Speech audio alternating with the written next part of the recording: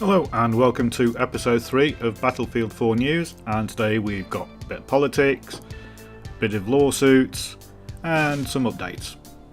So I'm going to start off weirdly with political news. So the Chinese state media is really not happy with the way EA is portraying China in Battlefield 4. They're feeling picked on and that they are the new villains for video games. So the main quotes for this are from a Chinese military newspaper, whose name I will not attempt to pronounce. And what they're saying is that because China is now more powerful and is being villainized in the American press and the world press, that it's a cultural penetration and aggression. I guess in a way they've got a point. It was the same thing that games companies did with the Russians, but who cares? So, more legal stuff for EA to worry about. They are being sued again, but this time by a different company. So there are several sources for this out there, and it would appear that there is an actual class action suit filed against EA over its reporting of Battlefield 4's progress, but it's by a different company.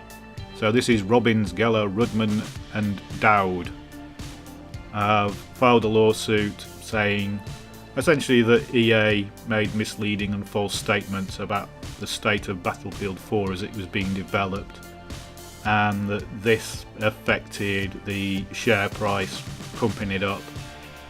People bought shares and then the shares fell through the floor when Battlefield 4 was a bit of a dog.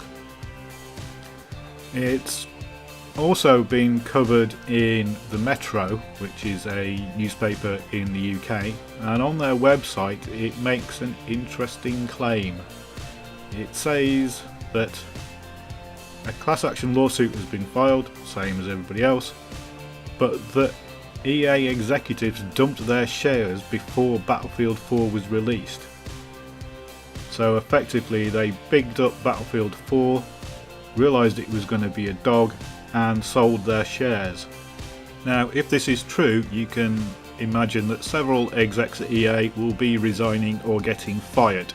But this is a whole legal issue I really don't want to get into, and I don't want to get sued. So let's move on to something else. And it's update news, because we've had a series of updates for Battlelog, the client and the server. So first we'll look at the Battlelog update, which has improvements and fixes. So you can now find people on Facebook to link them to your Battlelog account. While you're editing a kit on the loadout, you can now set that kit as your active one without having to go back a screen. You can put links into the Battlelog forums to other forums, so you can link news items and videos and things like that. The weapons and vehicle stats can now be sorted, so you can sort them into most used, most kills, that kind of thing. You can report somebody's emblem without actually just reporting them. So if somebody who's got an offensive emblem, and there are quite a few out there, you can now report that. And if you're Korean, Japanese, Czech or Portuguese, you can now see the news, although it will be in English because there's no local language options for those yet. They've also fixed a few issues with Battlelog. You can now use the app even if you don't have a soldier, which seems pointless. When you reset your stats, it will reset the leaderboards. Respecting presentation privacy again. Yeah, it basically hid your stats from other people no matter what settings you had on. They've now organised it so that it will follow what settings you have. Dog tags for some of the missions will now show. C4 kills will now track properly, so the stats will reflect that. The Phantom Prospect now works with Firefox browsers. And the guy that did you in the most in the last game will now show up, even though you never want to see them again. Next we have some client updates. So when it says game update, it means the client. So the SLI Crossfire issue has been fixed, so you shouldn't get the terrain flickering if you're using either of those. They fixed the top 3 crashes for the PC platform. That's really good news. Seems like we're getting on top of those. I think the sound loop is the major crash that's left to fix. Fixed the case when soldiers die with 1 HP rather than 0. That tended to happen when you traded a kill. So a lot of the times if you looked at the person who killed you who was dead, it said they had 1 HP when they killed you. Fixed for the issue where the revive would stay on the screen. So that happened if you accepted the revive too quickly, and then the revive request would stay on the screen even though you were running around and shooting people.